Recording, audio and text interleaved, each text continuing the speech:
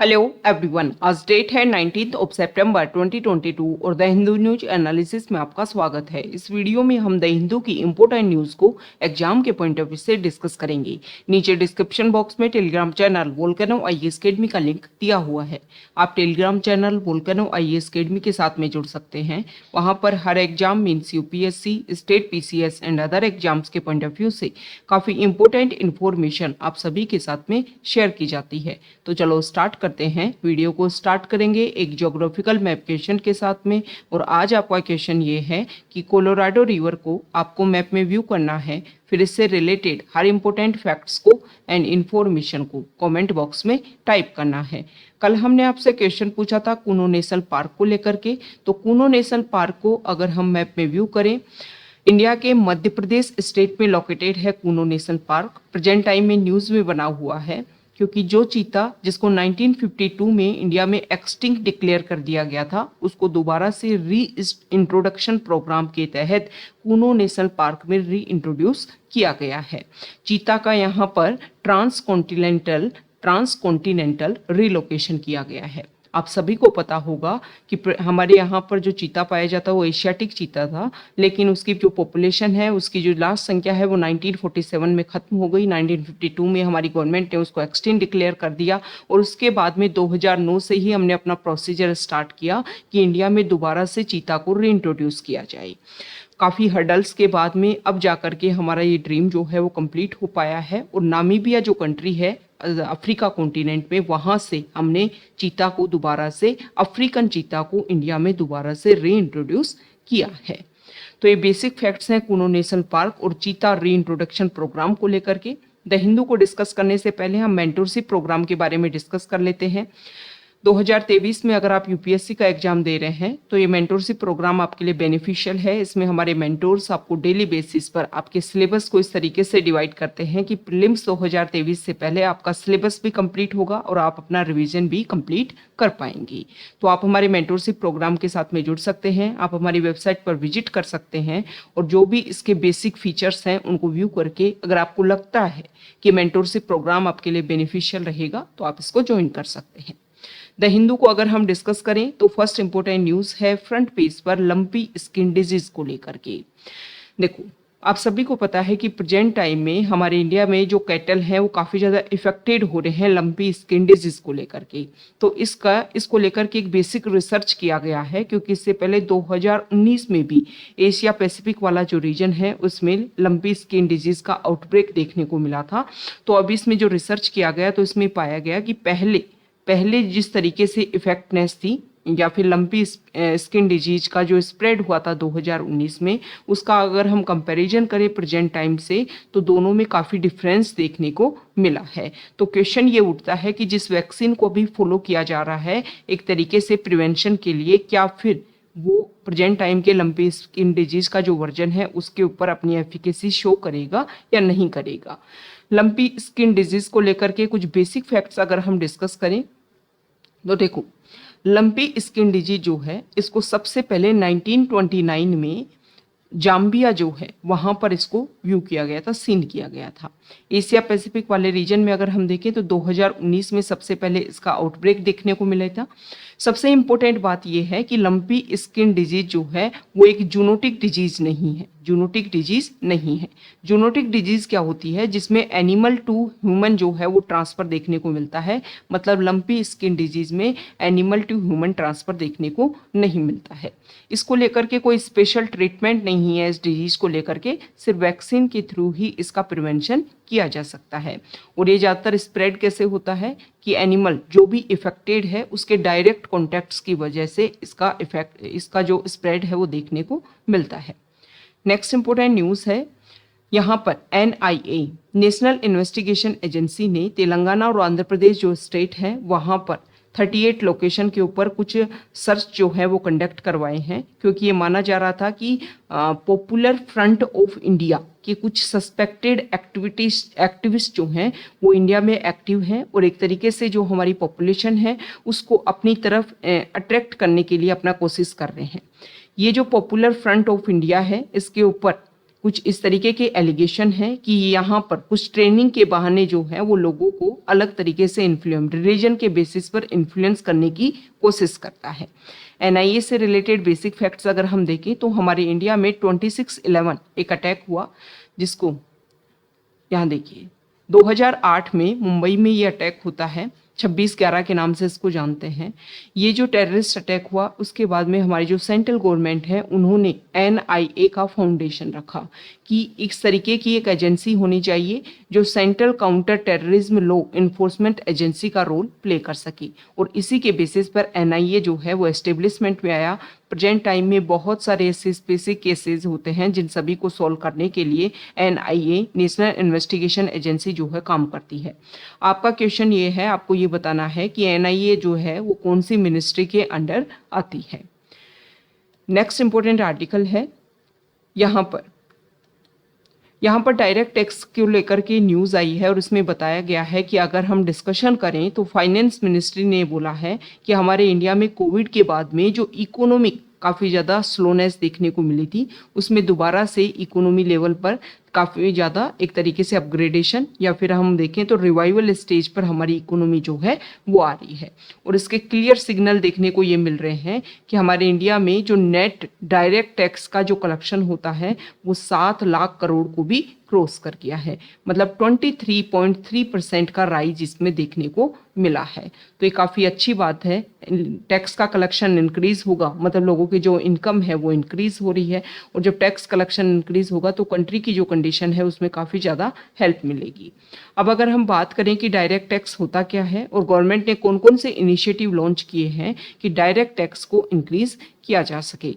सबसे पहले तो अगर हम बात करें तो डायरेक्ट टैक्स वो टैक्स होता है जो किसी भी पर्सन के ऊपर या किसी ऑर्गेनाइजेशन के ऊपर जब इम्पोज किया जाता है तो ये उस एंटिटी को इसको पे करते हैं। मान लो यहाँ पर अगर हम बात करें तो पर्सन के ऊपर इनकम टैक्स जो है वो किसी पर्सन के ऊपर स्पेसिफिक इनकम टैक्स जो है वो अप्लाई होता है, तो यहाँ पर पर्सन अपना इनकम टैक्स जो है वो पे करता है। तो ये सारी चीज़ें किस में आती हैं? डायरेक्ट टैक्स में आती हैं।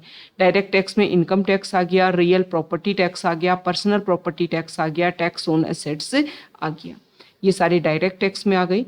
अब अगर हम बात करें तो हमारी गवर्नमेंट ने कुछ इनिशिएटिव लॉन्च किए हैं ताकि जो डायरेक्ट टैक्स है उसको इंक्रीज किया जा सके, जिसमें फर्स्ट है फॉर पर्सनल इनकम टैक्स को इंक्रीज करने के लिए फाइनेंस एक्ट 2020 के तहत गवर्नमेंट ने कुछ एक तरीके से ईजीनेस क्रिएट करने की कोशिश की है ताकि लोग अपने पर्सनल बेसिस पर जो टैक्स हैं उनमें अगर कुछ कमी भी देखने को मिल रही है तो उसको ईजिली पे कर पाएं।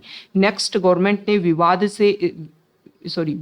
से विश्वास स्कीम लॉन्च की है, जिसमें टैक्स को लेकर के स्पेसिफिक डायरेक्ट टैक्स को लेकर के जो ट्रांसपेरेंसी है वो बनी रह सके।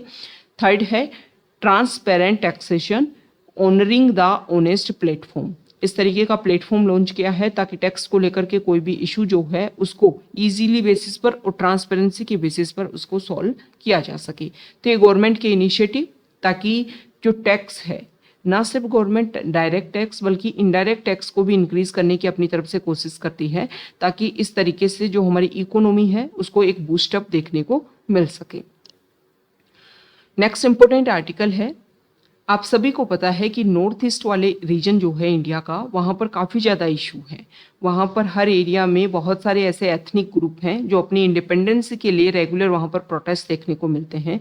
और इसी टाइम में 2015 में हमारे जो एग्रीमेंट हुआ था NSCN IM के साथ में, उसके ऊपर अभी प्रेजेंट टाइम में इस ग्रुप ने बोला है कि जो भी पीस टॉक चल रही थी उसको लेकर के दोबारा से रिज्यूम किया जाएगा, दोबारा से इस प्रोसीजर को स्टार्ट किया जाएगा, और जो भी प्रॉब्लम है, जो भी इस फ्रेमवर्क को एस्टेब्लिश करने में जो भी इशू रहे हैं उन सभी को यहाँ पर डिस्कशन किया जाएगा। इस तरीके की जो पॉजिटिव न्यूज़ जो है वो निकल करके सामने आई है। तो यहाँ पर extremist National Socialist Council of Nagalim और the Isak Muivah faction of the NSCN has agreed to resume peace talks with the center based on the framework agreement signed on अगस्त 3, 2015 में एग्रीमेंट साइन हुआ था। अब उसी के बेसिस पर दोबारा से जो है वो डिस्कशन स्टार्ट होगा, इसके लिए एग्री किया है इस ग्रुप ने। तो हम यहाँ पर क्या नागा ट्राइब को लेकर के क्या इशू है इसके बारे में हम कुछ बेसिक फैक्ट्स अगर डिस्कस करें तो देखो, नागाज जो हैं वो हिल पीपल हैं और हमारे नॉर्थ ईस्ट वाले इंडिया में नागालैंड, मणिपुर, अरुणाचल प्रदेश, इनमें जो है वो हिली एरिया में ये जो नागा ट्राइब है वो पाई जाती है। सबसे इम्पोर्टेंट बात यह है कि नागा एक ट्राइब नहीं है, एक कम्युनिटी है जिसमें बहुत सारी ट्राइब जो हैं वो इंक्लूडेड है। अब इशू क्या हुआ कि यहाँ पर अगर हम बात करें तो जब हमारे ऊपर ब्रिटिशर्स का रूल था तो 1881 से पहले ये जो नॉर्थ ईस्ट वाला रीजन है, मतलब नागा कम्युनिटी जो है वो अपनी इंडिपेंडेंसी में यहाँ पर थी। लेकिन 1881 में ब्रिटिशर्स ने इस एरिया को अपने अंडर कर लिया और तभी से ये प्रोटेस्ट जो है वो होना स्टार्ट हो गया। जब इंडिया के इंडिपेंडेंस की बात आई तो इन्होंने 14 अगस्त नागा कम्युनिटी ने 14 अगस्त 1947 को अपने आप को इंडिपेंडेंट डिक्लेयर कर दिया और बोला कि हम जो है वो इंडिपेंडेंट कंट्री के रूप में अपने आप को एग्जिस्ट करेंगे। हालांकि ये वाला जो पार्ट है, जो नॉर्थ ईस्ट वाला पार्ट है, उसको इंडिया का ही इंटीग्रल पार्ट बना करके रखा और फिर 1963 में नागालैंड को एक इंडिपेंडेंट स्टेट के रूप में, एक स्टेट हमारे इंडिया का इंटीग्रल पार्ट और स्टेट का जो है डेजिग्नेशन दे दिया गया। अब ये जो नॉर्थ ईस्ट में जो इशू है, जिसमें स्पेसिफिक अगर हम नागा ट्राइब को लेकर के देखें तो इसको लेकर के काफ़ी जो एग्रीमेंट है वो भी सामने आई। जैसे कि अगर हम बात करें तो 1975 में जो शिलोंग अकॉर्ड हुआ, 1975 में शिलोंग अकॉर्ड हुआ, जिसमें ये डिस्कशन देखने को मिला कि जो भी नागा कम्युनिटी से जो लोग हैं वो अपने आर्म्स को गिव अप करेंगे, मतलब जो इस प्रोटेस्ट में पार्टिसिपेट कर रहे हैं और एक तरीके से वेपन का यूज़ करते हैं, तो उन्होंने इस अकॉर्ड के थ्रू बोला कि हम जो है वो आर्म्स को गिव अप कर देंगे और आप हमारी जो भी हमारा स्पेसिफिक कल्चर है, जो भी हमारी ट्रेडिशन है, उसको सिक्योर करने का काम करेंगे। तो इसी पॉइंट के बेसिस पर जब आर्म्स को गिव अप करने की बात आई तो ये नागा ट्राइब में दो फैक्शन उस टाइम देखने को मिले और एक फैक्शन हुआ NSCN-IM और एक है NSCN की। तो यहाँ पर प्रेजेंट टाइम में NSCN-IM जो है वो अपना इम्पोर्टेंट रोल प्ले कर रहा है। इसमें हम क्या कर सकते हैं, हमारी गवर्नमेंट जो है वो यहाँ पर नॉर्थ ईस्ट वाले रीजन में जो अपनी कनेक्टिविटी है सेंट्रल गवर्नमेंट के साथ में, उस कनेक्टिविटी को इंक्रीज करे। यहाँ के लोगों में बिलीव क्रिएट होना चाहिए कि हम जो है वो इंडिया का ही इंटीग्रल पार्ट है। वो देखो गवर्नमेंट इसके लिए कोशिश भी कर रही है। सबसे इम्पोर्टेंट बात जो कनेक्टिविटी है उसको प्रोवाइड करने के लिए हम अदर कंट्रीज़ का साथ लेकर के, जैसे बांग्लादेश या फिर अगर हम बात करें तो म्यांमार, इन सभी कंट्रीज़ के साथ में मिलकर के इंडिया ने अपने नॉर्थ ईस्ट तक अपनी कनेक्टिविटी बढ़ाने की कोशिश की है, ताकि इन कंट्रीज़ के ये जो रीजन है इंडिया का नॉर्थ ईस्ट वाला रीजन, वहाँ पर हमारी कनेक्टिविटी भी इंक्रीज़ हो सके और मेनलैंड कंट्री तक, जब मेनलैंड इंडिया जो है वहाँ तक उसकी कनेक्टिविटी इजीली हो पाएगी तभी उनको, और जो भी एडवांटेज हैं वो उनको, जो भी बेनिफिट्स हैं वो उनको मिलने चाहिए वहाँ की पॉपुलेशन को, तभी जा कर के ये रहेगा कि वहाँ पर जो सेपरेटिज्म को लेकर के एक इशू जो है वो रेगुलर चलता आ रहा है उसको हम शांत कर सकते हैं, अपीज कर सकते हैं। ओके, तो ये इशू रहा है, ये हिस्टोरिकल बैकग्राउंड रहा है और बेसिक रीजन यही था कि जो इंडिपेंडेंसी उनके पास में 1881 से पहले थी उसको वो दोबारा से रीगेन करना चाहते हैं। तो यहाँ पर 2015 में जब ये फ्रेमवर्क एग्रीमेंट साइन हुआ तो उसमें डिस्कशन किया था, इंडियन गवर्नमेंट ने ये बात बोली थी कि हम जो भी इशू हैं, जो भी आपका ट्रेडिशन, कल्चर, जो भी आपका सोसाइटल इम्प्रेस है, उस सभी को हम सिक्योर करने की कोशिश करेंगे और आपका जो भी हेरिटेज है उसको सिक्योर किया जाएगा। नेक्स्ट इंपॉर्टेंट आर्टिकल है, यहाँ देखिए, यहाँ ये जो इमेज है वो ताइवान की है और ताइवान में जो है अर्थक्वेक देखने को मिला है। नेक्स्ट इंपॉर्टेंट आर्टिकल है एडिटोरियल पेज पर, और यहाँ पर जो फर्स्ट आर्टिकल है पेज नंबर 8 पर, यहाँ देखिए, अभी HCO की जो मीटिंग हुई समरकंद में, और समरकंद डिक्लेरेशन के नाम से कुछ इंपॉर्टेंट रिजल्ट्स भी यहाँ पर निकल करके आए। तो इस आर्टिकल में बताया गया है कि देखो बहुत लंबे टाइम के बाद में, कोविड के बाद में, बहुत सारे जो कंट्रीज़ हैं, जो भी इसके मेंबर्स थे, उनके रिप्रेजेंटेटिव यहाँ पर डायरेक्टली उनकी मीटिंग हुई, जिसमें अगर हम बात करें तो इंडिया को भी काफ़ी ज़्यादा इशू देखने को मिला कोविड के टाइम में चाइना की तरफ से, और जो भी LAC वाला जो रीजन है, लाइन ऑफ एक्चुअल कंट्रोल, उसके इशू देखने को मिले। इसके अलावा अगर हम बात करें तो रशिया यूक्रेन इशू होने के बाद में पहली बार रशिया के जो प्रेसिडेंट है उन्होंने पार्टिसिपेट किया। अभी नेक्स्ट ईयर के लिए जो चेयरमैनशिप है वो इंडिया को दे दी गई है। तो यहाँ पर बताया गया है कि जो भी प्रॉब्लम है उसके ऊपर इंडिया स्पेसिफिक फोकस करे। जैसे कि अगर हम बात करें तो ऐसी ऑर्गेनाइजेशन की अभी समरकंद डिक्लेरेशन जो आई उसमें स्पेसिफिक फोकस किया गया ट्रेड कनेक्टिविटी इन सभी को इंक्रीज करने के लिए, जो भी बॉर्डर इश्यूज हैं इन सारे मेंबर कंट्रीज में उनको सॉल्व करने के लिए। इसके अलावा अगर हम बात करें तो टेररिज्म को काउंटर करने के लिए। तो यहाँ पर इस आर्टिकल में बताया गया है कि देखो अभी प्रेजेंट टाइम में इंडिया जो है वो 1 साल के लिए इसका चेयरमैन रहेगा। दूसरी तरफ इंडिया के अभी एक्सटर्नल अफेयर्स मिनिस्टर जो है वो यूएस की विजिट पर वहाँ यूएन पर अपना स्पीच देंगे कि इंडिया का क्या रोल रहा है यूएन के जो भी प्रोसीजर हैं जो भी वर्क हैं उन सभी में। तो ये चीज़ें जो हैं वो एक तरीके से इंडिया एचसीओ ऑर्गेनाइजेशन का यूज़ करते हुए इस तरीके का प्लेसमेंट जो है या प्लेस जो है वो ऑर्डर कर सकता है, जिसके बेसिस पर जो वेस्टर्न कंट्रीज़ और यहाँ पर इसमें स्पेसिफिक चाइना और रशिया, क्योंकि रशिया को लेकर के यूक्रेन के ऊपर जो अटैक किया है रशिया ने उसको लेकर के रशिया को भी काउंटर करने की कोशिश की जा रही है वेस्टर्न कंट्रीज़ और यूरोपियन कंट्रीज़ के द्वारा। तो इन सारे इश्यूज को सॉल्व करने में इंडिया एक इम्पोर्टेंट रोल प्ले कर सकता है, क्योंकि इंडिया एक तरफ से यहाँ पर लीडरशिप अपनी देने की कोशिश करेगा रशिया, चाइना और जो भी अदर सेंट्रल एशियन कंट्रीज़ हैं पाकिस्तान के साथ में उसको लीडरशिप देगा 1 साल के लिए। तो यहाँ पर आर्टिकल में ये बताया गया है कि इंडिया को यहाँ पर अगर किसी कंट्रीज़ के साथ में अपने जो रिलेशन है अगर उसमें कुछ इफेक्ट भी देखने को मिले तो फिर भी नेक्स्ट ईयर जो हमारे यहाँ पर मीटिंग होगी उसमें सभी कंट्रीज़ जो हैं उनका रिप्रेजेंटेशन यहाँ पर होना चाहिए और जो भी इश्यूज हैं उनके सॉल्यूशन की तरफ इंडिया को काम करना चाहिए। नेक्स्ट यहाँ पर जो आर्टिकल है वो अजरबैजान और आर्मेनिया के बीच में जो इशू है उसी के बारे में बताया गया है। देखो ये जो प्रॉब्लम है अजरबैजान और आर्मेनिया के बीच में जो लैंड इशू है उसको लेकर के कोई अभी प्रेजेंट टाइम में इशू नहीं देखने को मिला, ये बहुत पहले का इशू है। ओके, तो इसके सॉल्यूशन के लिए क्या कोशिश करनी चाहिए? कोशिश ये की जा सकती है कि दोनों ही कंट्री जो हैं, देखो बेसिक बात यही होती है कि जब भी कोई इश्यू देखने को मिलता है और ऐसा इश्यू सिर्फ आर्मेनिया और अजरबैजान के बीच में नहीं देखने को मिला, अभी जो है वो अगर हम बात करें तो सेंट्रल एशियन कंट्रीज़ के बीच में भी काफ़ी ज़्यादा इशू हैं। इसके अलावा अगर हम बात करें तो इंडिया के लेवल की बात करें तो इंडिया का पाकिस्तान के साथ में इशू है, बात करें तो चाइना के साथ में इशू है। तो सभी कंट्रीज़ के जिनके साथ में भी हमारे बॉर्डर शेयर होती है वहाँ पर जो प्रॉब्लम है वो रेगुलर इस तरीके की देखने को मिलती है। लेकिन इस तरीके के जो इशू को हम डिस्कशन के थ्रू जो है वो सोल्व कर सकते हैं ताकि इसका एक रिजल्ट निकले और सोसाइटी में जो प्रॉब्लम है उसको सोल्व करके एक तरीके से इंटीग्रेटेड डेवलपमेंट के ऊपर काम किया जा सके। नेक्स्ट इंपॉर्टेंट आर्टिकल है, यहाँ पर जो राइटर हैं उन्होंने बताया है कि 18 सितंबर मतलब कल जो दिन था उस दिन इंटरनेशनल इक्वल पे डे 2022 जो है उसको सेलिब्रेट किया गया। तो इस आर्टिकल में राइटर का ये बोलना है कि प्रेजेंट टाइम में अगर हम देखें तो कोविड की वजह से जो ग्लोबल इकोनॉमिक ग्रोथ और जो स्ट्रक्चरल ट्रांसफॉर्मेशन स्टोरी जो है उसकी यहाँ पर बात की गई है कि कोविड की वजह से बहुत ज़्यादा इफेक्ट देखने को मिला और इफेक्ट ना सिर्फ हमें पेमेंट पर डायरेक्टली देखने को मिला, लेकिन अगर हम बात करें मैन और वुमेन की पे पर उसके ऊपर भी इसका काफ़ी ज़्यादा इफेक्ट हुआ। तो यहाँ पर उन्होंने बताया है कि हमारा जो कंट्री है वो साइज और डाइवर्सिटी में काफ़ी ज़्यादा एक तरीके से वास्ट है, इसीलिए हमारी कंट्री में लेबर मार्केट जो है उसमें भी अभी तक कुछ जो एसिमेट्रीज जो हैं वो अभी तक पाई जाती हैं। तो इसके ऊपर हमारी जो कंट्री है वो फोकस कर सकती है। ये जेंडर पे गैप की बात क्या की गई है कि एक काम जिसके लिए मैन और वीमेन इक्वल काम कर रहे हैं लेकिन मैन की जो सैलरी है वो ज़्यादा है, वीमेन की जो सैलरी है उसी काम के लिए कम है।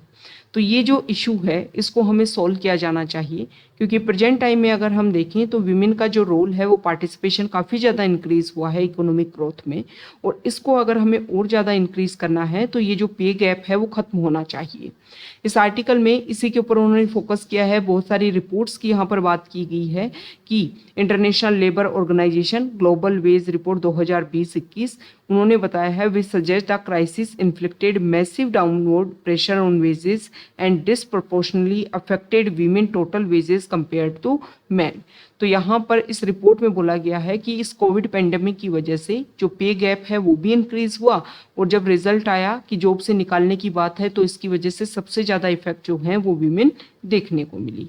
ओके, तो कोविड की वजह से जो पहले से जो जेंडर पे गैप जो था एग्जिस्ट करता था वो और ज़्यादा इंक्रीज हो गया है। तो हम क्या कर सकते हैं, वैसे हमारी जो कंट्री है उन्होंने काफ़ी अच्छा प्रोग्रेस किया है। हमारे इंडिया में जो जेंडर पे गैप है उसको ख़त्म करने की काफ़ी ज़्यादा कोशिश की जा रही है।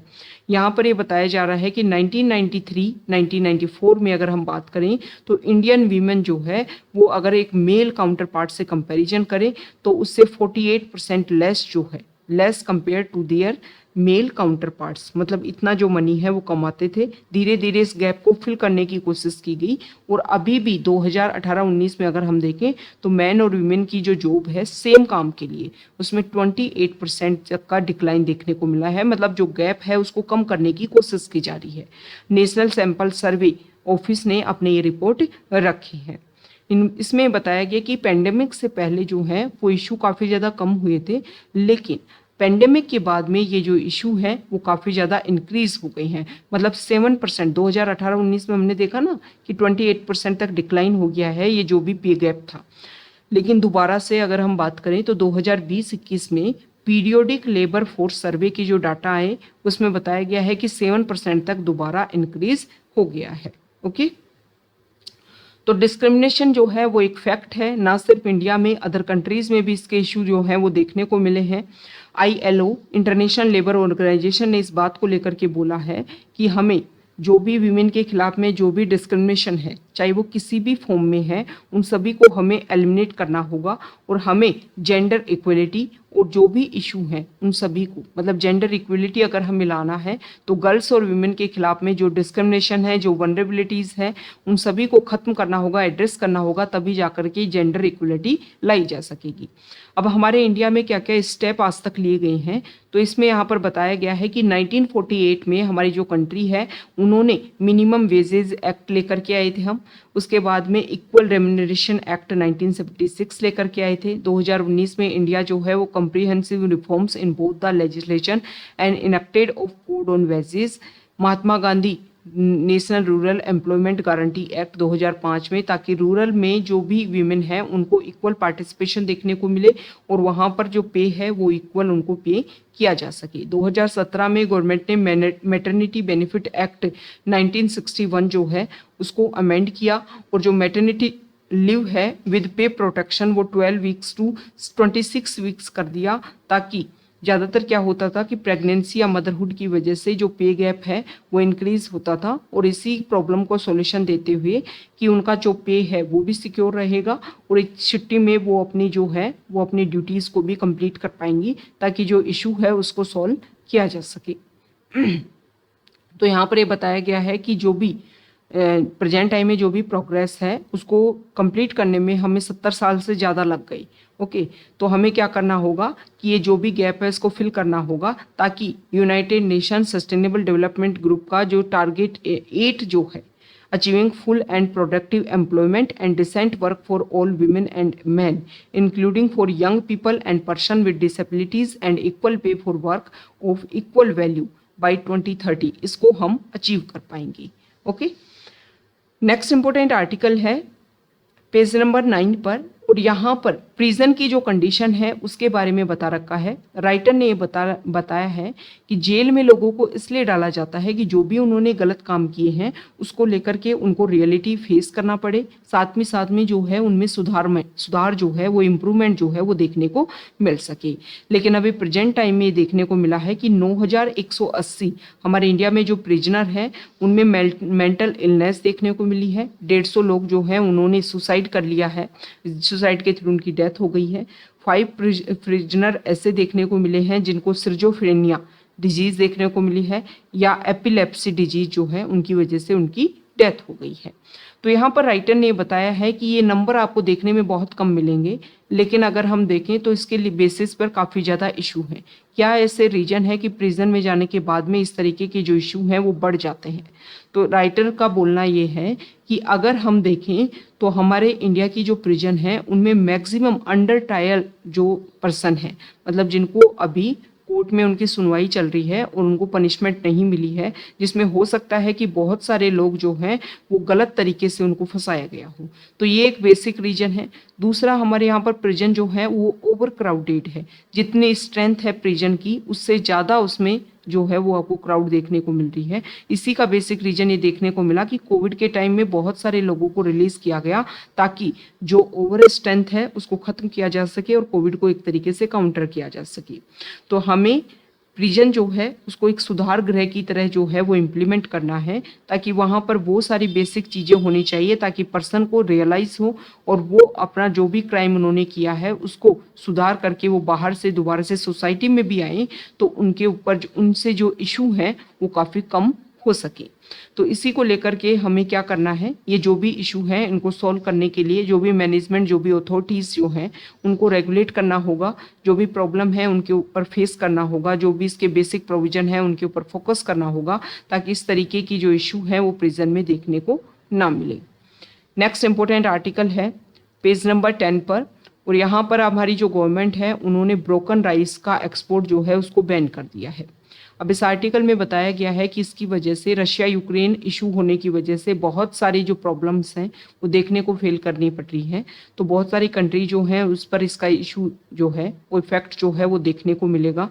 लेकिन इस आर्टिकल में बताया गया है कि हमने बैन क्यों किया। बैन करने का रीज़न ये है कि हमारी गवर्नमेंट जो है वो एथेनॉल ब्लेंडिंग प्रोग्राम के ऊपर फोकस कर रही है, और जो टारगेट हमने पहले 2030 तक का लिया था उसको अभी 2025-26 तक का टारगेट हमने डिक्लेयर कर दिया है कि 20% तक एथेनॉल ब्लेंडिंग किया जाएगा और जो 5% जो है वो बायोडीजल जो है उसको ब्लेंड किया जाएगा।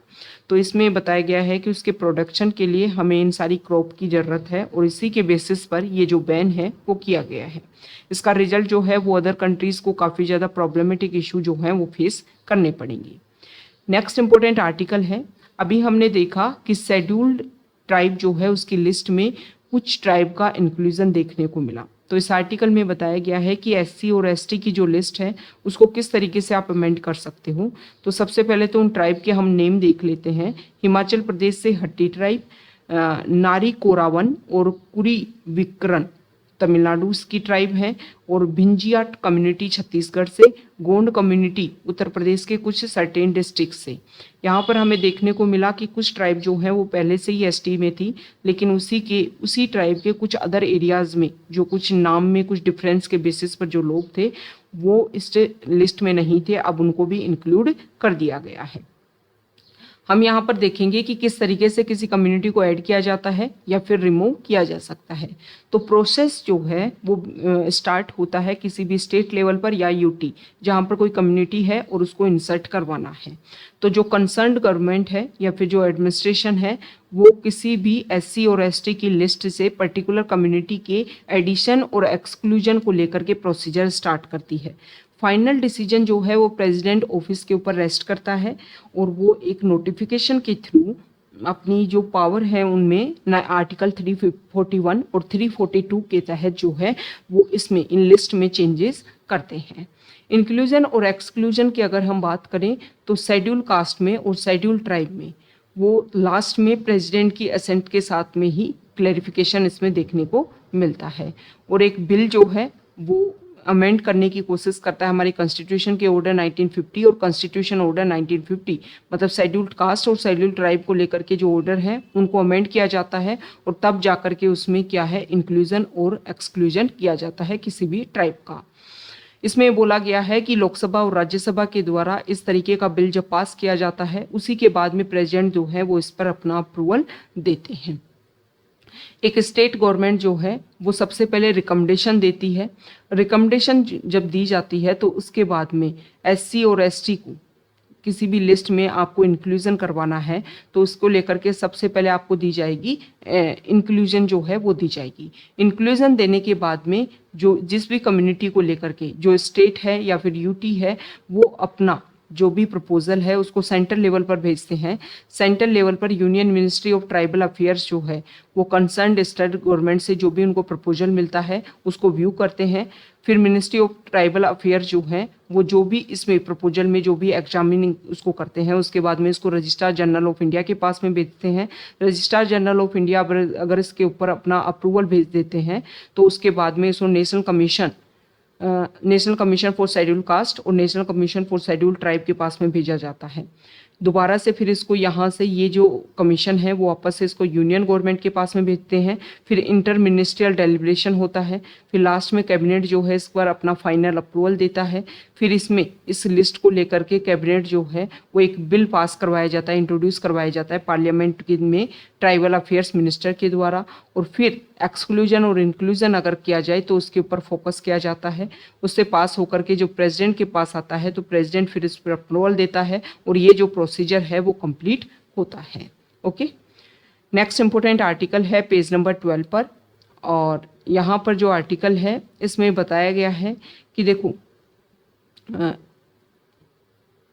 यहाँ देखिए, ईस्टर्न आर्मी कमांडर जो है उन्होंने बोला है कि हमारे जो नॉर्थ ईस्ट वाला जो रीजन है वहाँ पर इंसर्जेंसी काफ़ी ज़्यादा कम हुई है और इसलिए जो हमारी आर्मी है उसको वहाँ से थोड़ा सा विड्रॉ करने की कोशिश की जा रही है।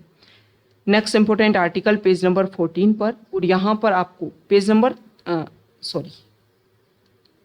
13 पर, यहाँ पर जो आपको इमेज दिख रही है इसमें जम्मू एंड कश्मीर वाला जो रीजन है और हिमाचल वाला जो रीजन है वहाँ पर एप्पल को कलेक्ट किया जा रहा है।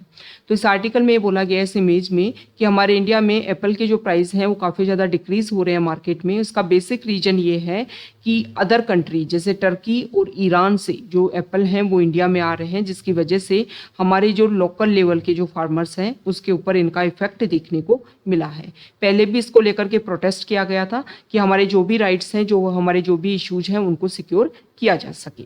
ओके, तो ये आज का हमारा द हिंदू न्यूज़पेपर का डिस्कशन था। अगर आप यहाँ तक आए हैं, वीडियो आपको अच्छा लगा है तो प्लीज़ वीडियो को लाइक कीजिए, शेयर कीजिए और चैनल को सब्सक्राइब कीजिए। Okay, thank you.